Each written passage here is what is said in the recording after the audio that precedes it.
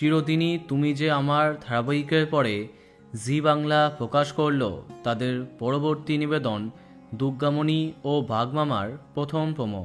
বেশ কদিন ধরে দর্শকেরা জানতে চাইছিল যে কবে আসবে দুর্গামণির প্রথম প্রচার ঝলক।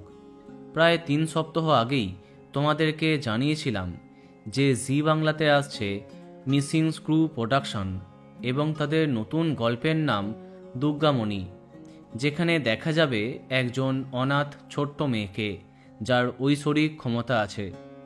ধারাবাহিকের নাম কিছুটা চেঞ্জ হয়েছে। জি বাংলার আসন্ন এই ধারাবাহিকের নাম দুর্গামণি ও বাঘমামা।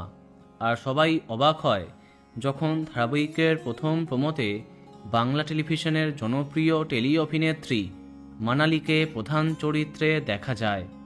হ্যাঁ, জি বাংলার এই আপকামিং ধারাবাহিকে প্রধান চরিত্রে আছেন মানালি দে।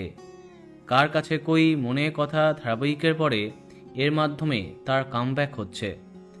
গল্পে খুদে দুর্গামণি চরিত্রে দেখা যাচ্ছে জনপ্রিয় খুদে অভিনেত্রী রাধিকাকে।